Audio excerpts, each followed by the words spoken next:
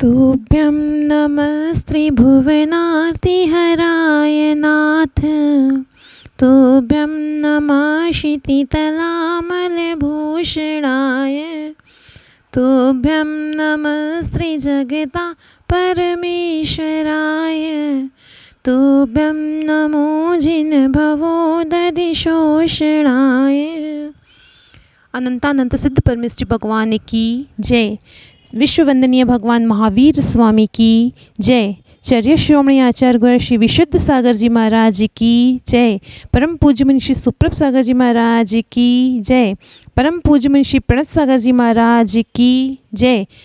सनातन जैन धर्म की जय। जय जिनेन्द्र बंधुओं, गुरु देवता है मेरे, गुरु देवता है मेरे गुरु भगवान। गुरुवर के चरणों में मिले चारों धाम, गुरुवर के चरणों में मिले चारों धाम। विश्व प्रसिद्ध, लोक प्रसिद्ध, बहुचर्चित कार्यक्रम समीचीन विकल्पों का सम्यक समाधान में मैं सभी धर्मावलंबी बंधुओं का स्वागत करती हूं। आप देख रहे हैं हमारे YouTube चैनल के माध्यम से प्रसारित होने वाला यह कार्यक्रम, जो परम पूज्य आचार्य भगवान गुरुवर विशुद्ध सागर जी महाराज के परम आशीर्वाद से परम पूज्य मुनि श्री, उन्हीं के परम प्रभावक शिष्य परम पूज्य मुनि श्री सुप्रभ सागर जी, परम पूज्य मुनि श्री प्रणत सागर जी महाराज द्वारा उन्हीं के आचार्य गुरुवर विशुद्ध सागर जी महाराज के 50वें स्वर्णिम जन्म जयंती महोत्सव के उपलक्ष्य में यह समीचीन विकल्पों का समाधान कार्यक्रम प्रारंभ किया गया था। यह कार्यक्रम अपनी ऊंचाइयों को छू रहा है।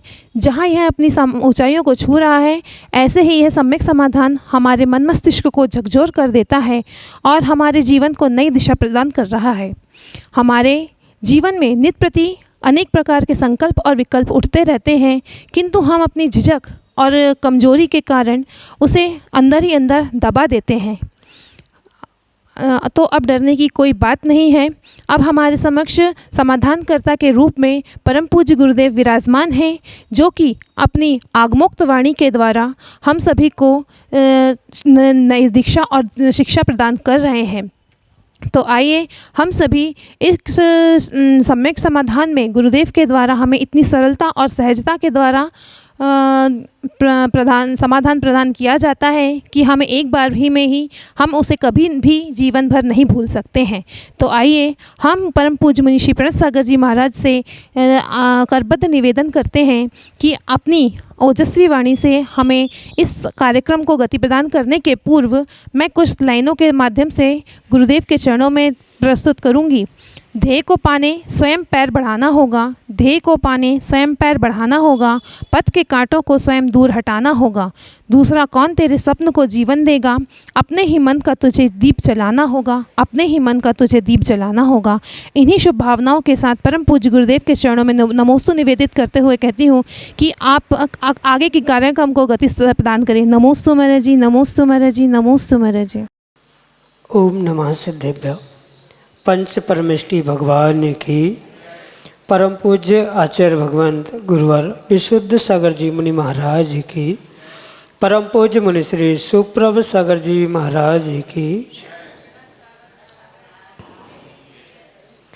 एक विकल्प जो कि अनंत संसार के दुख का कारण भी बन सकता है, और वही एक विकल्प जो अनंत सुख के कारण का साधन हो सकता है। आवश्यकता उस विकल्प में समीचीनता की है, और विकल्प समीचीन होने पर भी यदि उस विकल्प का सम्यक रूप से समाधान किसी निर्ग्रंथ गुरु के मुखारविंद से प्राप्त हो, तो निश्चित ही वह हमारे अनंत सुख के लिए साधन बन सकता है। ऐसा वह अनंत सुख के साधन का अनूठा उपाय समीचीन विकल्पों का सम्यक समाधान।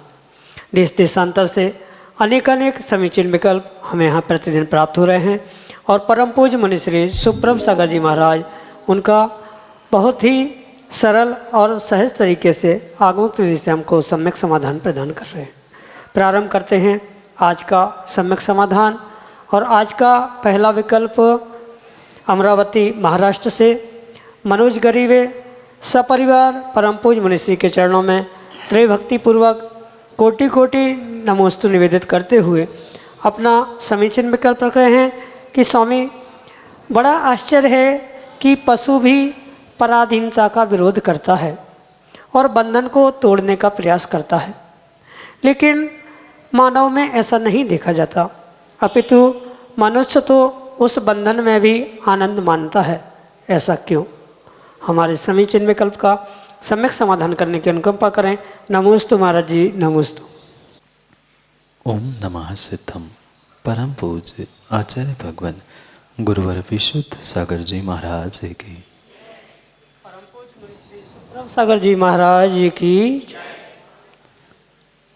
बहुत सुंदर बात पूज्यपाद स्वामी कहते हैं, मोहेन संवृतम ज्ञानम स्वभावम लभते नहीं मत्तापमान पदार्थानाम यथा मदन कोद्रव। जैसे कोई कोदो को या नशीले पदार्थ को खाने वाला व्यक्ति सब कुछ जानते हुए भी वह समीचीन सम्यक ज्ञान को या सम्यक निर्णय को प्राप्त नहीं करता, बिल्कुल मोह से ग्रसित हुआ वह इंसान भी उसी कार्य में उलझा है। वह जानता है कि घर परिवार सगे संबंधी ये परिपूर्ण रूप से बंध का ही कारण है, बांधने वाले हैं, पर फिर भी वह जानते हुए उस सत्य को मानना नहीं चाहता, कारण उसके भीतर तीव्र मोहनी कर्म का उदय चल रहा है। और सर्वथा ऐसा भी नहीं है कि इंसान उस बंधन को सुख मान रहा है। गिने चुने 2 4 6 ऐसे भी जीव हैं जिन्होंने उस बंधन को बंधन स्वीकार करते हुए वह बंधन को तोड़ने के लिए, बंधन से दूर होने के लिए वह दिगंबरी दीक्षा आदि ग्रहण की है। इसलिए ये जिन जिन जीवों के भीतर उस मोहनी कर्म का, मोह का तीव्र उदय चलता है, वह सत्य को जानने के बाद भी सत्य को मान नहीं पा रहा है। इसलिए वह बेचारा उस बंधन को ही प्राप्त कर रहा है और उसमें ही सुख मान रहा है। सुख मानने का ये कारण एक भी हो सकता है कि ये सीधी सी बात है, अब जो जहाँ रह रहा है, जहाँ से निकल नहीं पा रहा है, वह उतने में ही खुश होकर यही सोचता है, यही बात सही, जब हम इससे छूट ही नहीं पा रहे हैं तो जो हमारे गले में पड़ ही गई है माला, अब उसे ही हम खुशी खुशी कह दे, क्योंकि अगर हम रोते रोते जिएंगे या दूसरों को ये बताएंगे कि हम घर में परिवार में बंधन में खुश नहीं हैं, तो कोई कुछ कह दे, कौन का कहे, अगर आप ही दुखी है ऐसा कह दे, तो इसलिए यह दिखाने का वह प्रयास करता है कि मैं बंधन में भी सुखी हूँ, पर वास्तविकता में बंधन में कोई भी सुखी नहीं होता। तिर्यंच जैसा उस खोटे रस्सी को तोड़ने का प्रयास करता है, पर फिर भी वो तिर्यंच होने पर भी प्रयास करता है, पर इंसान में तीव्र मोहनी कर्म का उदय, साथ साथ मान कषाय की सत्ता, इस कारण से ये प्रदर्शित नहीं कर पाता कि मैं भी दुखी हूँ, मैं भी बंधन में हूँ। क्योंकि कहा भी जाता है, चोर चोर मौसेरी भाई, सभी एक दूसरे में फंसे हैं, अब कौन किसको निकाले और कौन किसकी कहे, तो मेरी भी चुप और तेरी भी चुप, ऐसी परिणति चलने के कारण से इंसान उस बंधनों को अच्छा मान रहा है और उस सत्य को जानते हुए भी सत्य को स्वीकार मान नहीं पा रहा, इसलिए उस बंधन में खुशी आनंद मना रहा है, क्योंकि उसके पास अभी समीचीन दृष्टि, सम्यक निर्णय नहीं है कि यह बंधन तुम्हारे जीवन के लिए आज का नहीं, अपितु कई भवों तक ये तुम्हें बंधन में ही बांध के रहेगा। ये जिसने इसके विषय में सम्यक निर्णय किया, जिसने उस मोहनी की उपशमना करने का पुरुषार्थ किया, वे ही अपने आत्मा के कल्याण के लिए दीक्षा आदि ग्रहण करते हुए मोक्ष मार्ग पर चल रहे हैं, और वे ही उस मोह से जीत कर बंधन को तोड़ने का पुरुषार्थ कर रहे हैं। अगर मोह को व्यक्ति जीत लेगा, समझ लेगा, बंधन को बंधन जैसा जानता है वैसा मानेगा, तो नियम से वह अपने आत्मा का कल्याण अवश्य ही करेगा, उस बंधन से छूट पाएगा। अन्यथा बंधन में ही आनंद लूटता रहेगा, जैसा आज तक लूटता आया है। ये मोह का ही प्रतीक है कि वह बंधा हुआ है, मोह छूटेगा, बंधन छूटेगा। यही आपके लिए सम्यक समाधान। राजेश जैन, भीकनगांव, मध्य प्रदेश से परम पूज्य मनुष्य के चरणों में बारंबार नमोस्तु निवेदित करते हुए अपना समीचीन विकल्प रख रहे हैं कि महाराज जी, कुछ लोग अभिषेक के उपरांत भगवान के चरणों में ही अपना सिर रख देते हैं, तो इसमें क्या दोष लगता है? हमारे समीचीन विकल्प का सम्यक समाधान करने की अनुकंपा करें। नमोस्तु महाराज जी, नमोस्तु। भगवान के चरण स्पर्श करने में, चरणों में माथा रखने में किंचित भी दोष नहीं है, पर वहाँ आवश्यकता विवेक की है। अगर भक्तों के पास, श्रावकों के पास विवेक नहीं है और अविवेक पूर्वक वह भक्ति भी कर रहा है, तो वह भक्ति कर्मों के निर्जरा के लिए निमित्त नहीं बनेगी, अपितु कर्म बंध के लिए ही साधन बनेगा। जैसे कि आपने कहा कि भगवान का यहाँ अभिषेक हुआ और तुरंत ही कोई अपना माथा रखने पहुँच रहा है, पहले तो उसे ये विवेक रखने की आवश्यकता है, क्या मेरे माथे पे पसीना आदि आ रहा है, माथे पे चंदन भी लगा है, पसीना भी बह रहा है, और उसी पसीने भरे माथे से हमने भगवान के चरणों पर अपने माथे को रखते हुए स्पर्श किया है, तो वहाँ हम भगवान की आराधना की जगह भगवान की आसाधना कर रहे हैं, और कर्म जो पुण्य रूप प्राप्त होने वाले थे वही हमें पाप रूप में भी बंध के निमित्त से प्राप्त होते हुए देखे जा सकते। इसलिए अगर विवेक है तो वह श्रावक की, भक्त की प्रत्येक क्रिया पुण्य का साधन बन सकती है, अन्यथा वही क्रिया पाप रूप भी परिणत हो सकती। जैसे कि अभिषेक करते समय अभी भगवान का पूर्ण रूप से प्रक्षालन नहीं हुआ है, गंधोदक को यथास्थान पहुंचाने की व्यवस्था नहीं हुई है, और इतने में ही हड़बड़ी करते हुए किसी ने भगवान के चरण स्पर्श करने के निमित्त से या माथा रखने के निमित्त से किंचित भी किसी भी प्रकार की असावधानी, अविवेक का परिचय दे दिया, तो वह कहीं न कहीं भगवान की आसाधना है।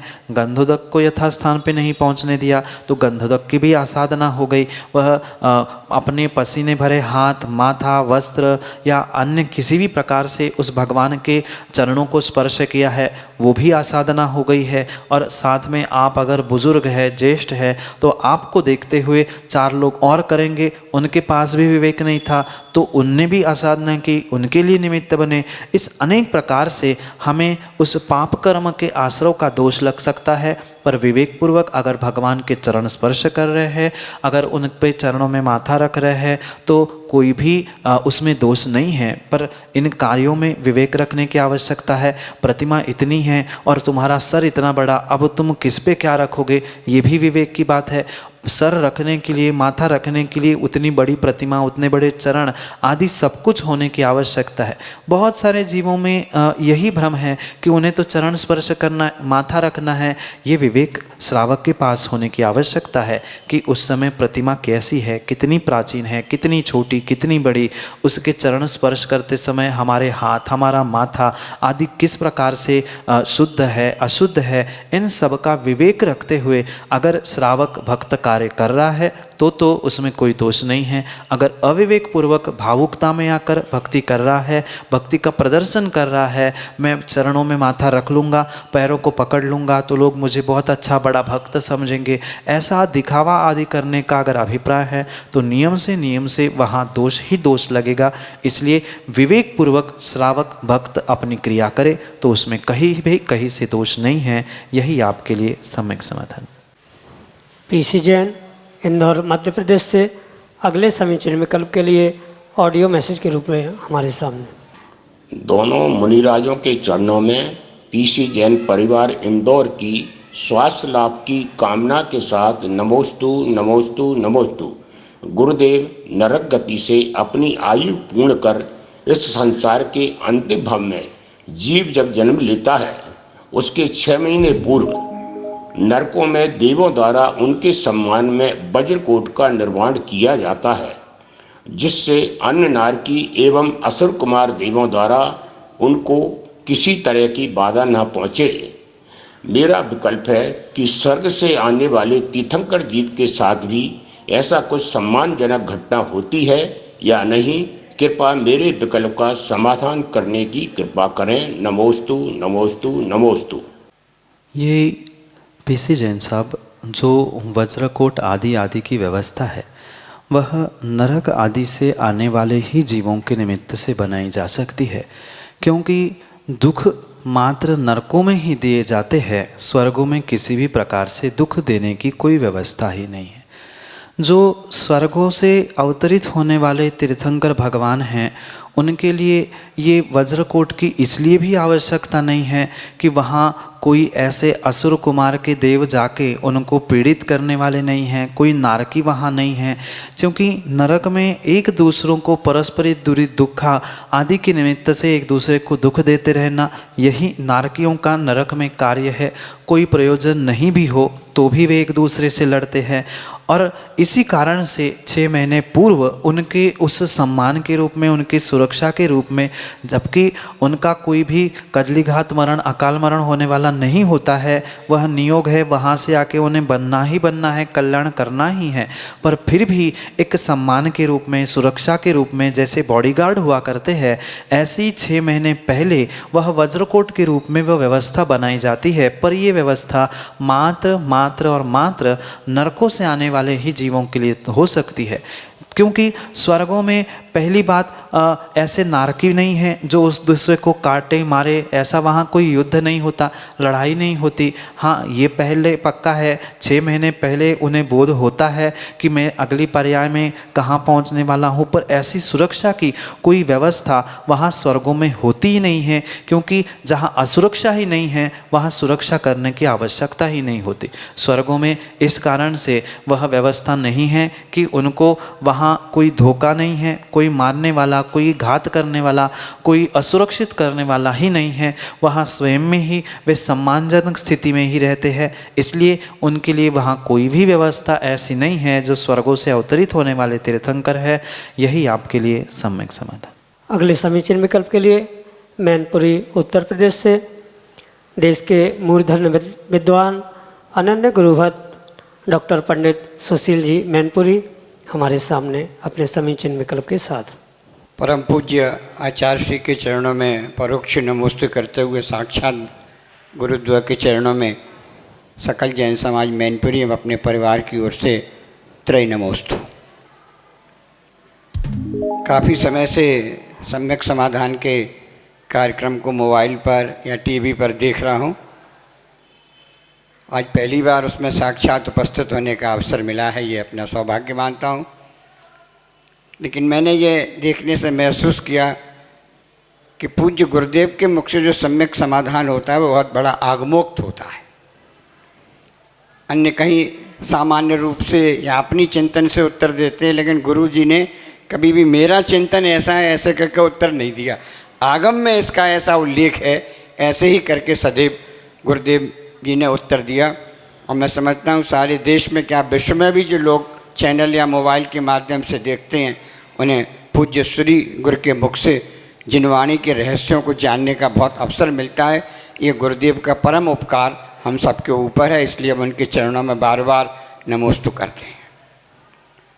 गुरु जी, विकल्प है, एक उदीर्णा का प्रश्न बहुत आता है, साता की भी उदीर्णा और असाता की भी उदीर्णा। एक मन में परसों खजुराहो था, दृढ़मती माता जी के साथ स्वाध्याय चल रहा था, तो वहाँ भी विकल्प उठा। एक प्रकरण था कि साता की उदीर्णा छठे गुण स्थान से ऊपर नहीं होती, केवल छठे गुण स्थान तक ही साता बेदनी की उदीर्णा होती, साता बेदनी की। वहाँ विकल्प ऐसा उठा कि उदीर्णा स्वयं होती है या जीव पुरुषार्थ पूर्वक उदीर्णा करता है। ये एक मन में परसों से विकल्प चल रहा है। कर्म का उदय है, मान साता बेदनी या साता बेदनी का उदय है, कर्म का उदय आ रहा है, जीव के परिणाम ऐसे हो रहे हैं। अब उसके संग जो उदीर्णा भी शुरू हो गई, ये स्वतः कोई कर्म का ऐसा कारण बनता है, उससे उदीर्णा स्वतः शुरू हो जाती है, या जीव कोई ऐसा पुरुषार्थ बाह्य में या अभ्यंतर करता है कि उदय के साथ साथ उदीर्णा भी प्रारंभ हो जाती है। इसके बारे में पूज्य गुरुदेव अपना सम्यक समाधान प्रदान करने का कष्ट करें। नमोस्तु गुरुदेव। पंडित प्रवर सुशील जी, जैसे कर्म का उदय और कर्म की उदीर्णा, इन दोनों में शब्दों की अपेक्षा से जैसा अंतर है, ऐसे ही करणानियों के सिद्धांतों की अपेक्षा में भी उसमें बहुत अंतर है। जो सहज रूप से उदय में आ रहा है वो तो उदय के मुख से निकला हुआ है, और जो विशेष रूप से उदय में आते हुए निर्जीर्ण हो रहा है वह उदीर्णा के रूप में ग्रहण किया, जबकि वह ततश्च निर्जरा करते हुए उदय में आए हुए को भी, अनुभाग में आए हुए को भी निर्जीर्ण हुआ ही कहा गया है। पर जो विशेष रूप से उसको उदय में लाने के लिए जो कार्य हुआ हो, या विशेष रूप से जो उदय में आते हुए निर्जीर्ण हो रहा है, उसे ही करणानि योग में उदीर्ण रूप में ग्रहण किया। और इसी परिभाषा से अगर हम चलते हैं तो हमें ये निर्णय करना होगा कि कहीं ना कहीं वहाँ बुद्धिपूर्वक प्रत्यय होगा तो ही वह विशेष रूप से व्यक्ति जीव उस उदय से उदीर्णा को प्राप्त कर सकता है। पर सर्वथा भी ऐसा नहीं है कि मात्र बुद्धिपूर्वक ही कुछ करके ही उदीर्णा का प्राप्त हो जाए। कभी कभी जैसे तपस्या के लिए स्वयं निमित्त प्राप्त हो जाते हैं, सहज हमारे भाव प्रकट होते हैं, तो हम तपस्या आदि करते हुए कर्मों की निर्जरा या उदीर्णा को प्राप्त करते हुए, कभी कभी बुद्धिपूर्वक जीव को पुरुषार्थ करना पड़ता है कि नहीं, हमें इस कार्य की साता की असाता की उदीर्णा करनी है। और जब वह सोचता है उसलिए वह अंतरंग में बहिरंग में उन प्रत्ययों को प्राप्त करता है, क्योंकि असाता की तो उदीर्णा साता रूप उदय में लाते हुए भी की जा सकती है, पर साता की उदीर्णा करते समय भी जीव को कभी न कभी पुरुषार्थपूर्वक कार्य करना ही पड़ता है। हम इसमें दोनों दृष्टियों को ग्रहण करें। जैसे सम्यक दर्शन प्राप्त करने के लिए आचार्य भगवान ने 2 कारण बताए हैं, पर वास्तविकता में देखा जाए तो वह कभी भी नैसर्गिक होता ही नहीं है। त्रैकालिक दृष्टि को देखने से निसर्गज और अधिगमज इस अपेक्षा से जो सम्यक दर्शन के उत्पत्ति के कारण बताए हैं, ऐसे ही यहाँ भी हमें समझना होगा। अगर भूत भविष्य वर्तमान यानी तीनों कालों की अपेक्षा से अगर हम सत्य को समझे तो जैसे सम्यक दर्शन कभी न कभी किसी न किसी भाव में वह अधिगमज रूप हुआ ही था, तब वह अगली पर्याय में निसर्गिक रूप में उदय में आया है। ऐसे ही कर्मों के यो साता वेदनी के उदीर्णा के विषय में भी हमें समझना होगा। भले ही जिस क्षण वह कर्मों की उदीर्णा चल रही है तद क्षण हमें कोई निमित्त नहीं मिला हो, तद क्षण कोई बुद्धिपूर्वक कार्य नहीं किया हो, पर कहीं ना कहीं उस कर्मों की उदीर्णा के लिए बुद्धिपूर्वक पिछली पर्यायों में अगर कार्य नहीं किया होता तो उतना अबाधा काल नहीं आया होता, और उस अबाधा काल के हिसाब से वह कर्म उदीर्णा को प्राप्त नहीं करता होता। इसलिए करणानियों के परिप्रेक्ष्य में हमें यही निर्णय करना होगा, वह भले ही हम भूत भविष्य या अन्य किसी भी प्रकार से उसे निमित्तक या अनिमित्तक समझे, अबुद्धिपूर्वक भी कभी ग्रहण कर सकते हैं, पर अगर त्रैकालिक प्रकार से और वास्तविकता में देखा जाए तो कहीं ना कहीं बुद्धि का प्रत्यय लगा बिना वह पुरुषार्थ हो ही नहीं सकता। जैसे कि आप कह रहे थे 6वें गुणस्थान में जो सिद्धांत है साता वेदनी के उदय का, पर 6ठे गुणस्थान को प्राप्त किया, बुद्धिपूर्वक किया, तो बुद्धिपूर्वक 6ठे गुणस्थान को प्राप्त किया। भले ही बुद्धिपूर्वक उदीर्णा का विषय नहीं था, पर बुद्धिपूर्वक 6ठे को प्राप्त किया, तो कहीं ना कहीं उदीर्णा के लिए 6ठा गुणस्थान, 6ठे गुणस्थान के लिए बुद्धिपूर्वक दीक्षा आदि सब कुछ होने के निमित्त से वह कारण का कारण ऐसे लगाते हुए हमें कहीं ना कहीं उसे बुद्धिपूर्वक स्वीकार करना पड़ेगा। पंडित जी, इसलिए इसे बुद्धिपूर्वक स्वीकार करना पड़ेगा कि बहुत सारे वर्तमान में जीव प्रमादी हो चुके हैं। जैसे वह शुद्धोपयोग भी सहजता से कहते हैं, 6वां 7वां गुणस्थान सहजता से, कर्मों की निर्जरा भी सहज होती है, अपने आप जब समय आएगा तब हो जाएगा। ऐसे जो कुछ जीवों की मान्यता है उनके खंडन के लिए ये सिद्धांत हमें अवश्य समझना होगा। आज भले ही आप कह दो सहजता से हो गया है, बिना बुद्धिपूर्वक शुद्धोपयोग में गए हैं, पर शुद्धोपयोग भाव चाहे छदमस्त का कोई भी कार्य हो, कहीं ना कहीं बुद्धि का प्रत्यय वहाँ आज नहीं तो कल की अपेक्षा से लगाना होगा, तो ही अनेकांत से हम तत्वों का निर्णय कर सकते हैं। इसलिए वह जो कर्मों की साता असाता रूप हो या अन्य भी कर्मों की जो उदीर्णा हो रही है, कहीं ना कहीं उसे बुद्धिपूर्वक ही स्वीकार करना होगा। हम कथनचित किसी अपेक्षा से मात्र वर्तमान में कोई निमित्त नहीं दिख रहा, नहीं सामने उद्घाटित नहीं हो रहा है बहिरंग रूप से, इसलिए हम स्वयमेव से कह दे, अपने आप कह दे, पर कर्मों का कोई भी कार्य स्वयमेव होता ही नहीं है, क्योंकि कर्मों को कोई ज्ञान नहीं है, कर्मों का बंध आश्रव जैसे कहते हैं वो अज्ञानता से सहजता से धोखे से हो गया। जीव कभी भी कोई काम अज्ञानता से सहजता से धोखे से नहीं करता, कहीं ना कहीं कर्म का और बुद्धि का प्रत्यय है। ऐसे ही उदीर्णा के साथ भी हमें उस कर्म के प्रत्यय को और बुद्धि के प्रत्यय को स्वीकार करना ही होगा, तो ही हमारा सम्यक निर्णय होगा। यही आपके लिए सम्यक समाधान। श्रीमती शशि जैन, कटरा सागर मध्य प्रदेश से अगले समीचीन विकल्प के लिए हमारे सामने। वंदे तद्गुण लब्धे गणधर रूप में विराजे साक्षात देवलमय राज के इसी चरणों में त्रैवार नमोस्तु नमोस्तु नमोस्तु। हे भगवान, क्या उपसर्ग समाधि वृत्तियों के ही होती है कि अवृत्तियों के भी हो सकती है? इसका समाधान करें। नमोस्तु महाराज जी। उपसर्गे दुर्भिक्षे चरसुरो जायाम च निः प्रतिकारे, ऐसा कहते हुए जो आचार्य भगवान ने कहा है वहाँ किसी एक व्यक्ति विशेष या किसी एक समूह विशेष के लिए नहीं कहा, अपितु किसी भी प्रकार का उपसर्ग का मात्र अभिप्राय ये नहीं है माँ कि कोई मुनिराज ध्यान में बैठे हैं और कोई आके उपसर्ग कर रहा है। जो बहुत सारे बहिरंग रूप से भी उपसर्ग या दुर्भिक्ष है वह चाहे किसी पे भी आ सकता है। जो अवरति भी है, माना कि अवरति होने पर भी वह घर में धर्म ध्यान करने बैठा है और धर्म ध्यान करते हुए अचानक से भूकंप आया और वह पूरा मकान गिर गया, तो ये भी उपसर्ग ही है। भले ही जो हमने आगम में उपसर्ग के भेद पढ़े हैं वहाँ चेतनकृत अचेतनकृत अनेक प्रकार के उपसर्ग होते हैं और ज़रूरी नहीं है कि किसी त्यागी व्रति पर ही वह उपसर्ग आए, क्योंकि कर्म का नियोग किसके साथ कैसा है वह नहीं कहा जा सकता। इसलिए अवरति पर भी उपसर्ग आ सकता है और उस उपसर्ग के समय में भी वह अपने परिणामों को संभालते हुए समाधि संलेखना कर सकता है।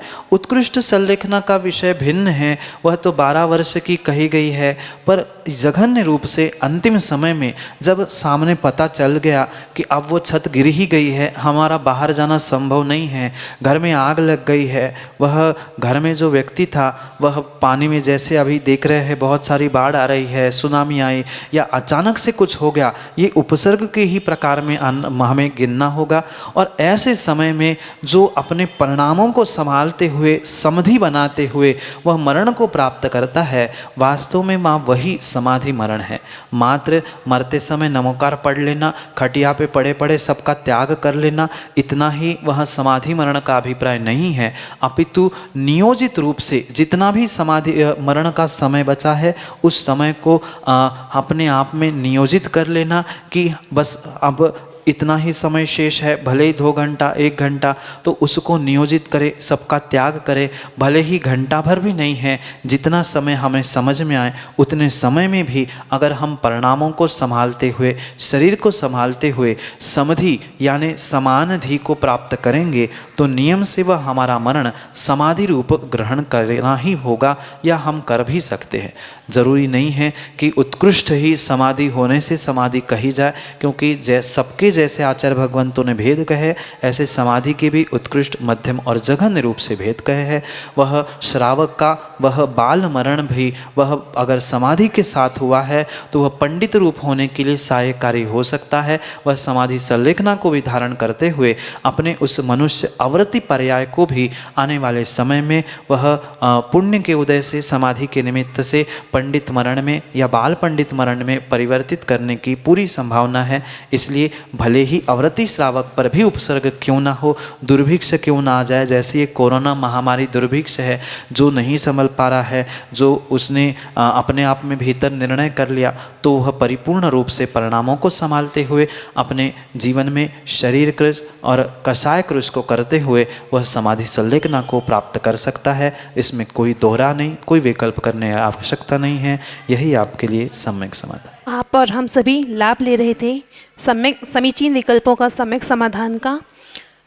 आप हमसे जुड़ने के लिए हमारे व्हाट्सएप नंबर 8707548811 पर अपने विकल्प को हम तक प्रेषित कर सकते हैं। और अगर आप जीमेल उपभोक्ता हैं तो हमारे जीमेल आईडी पर आप अपने विकल्पों को प्रेषित कर सकते हैं और वो जीमेल आईडी है samyak.samadhan@gmail.com।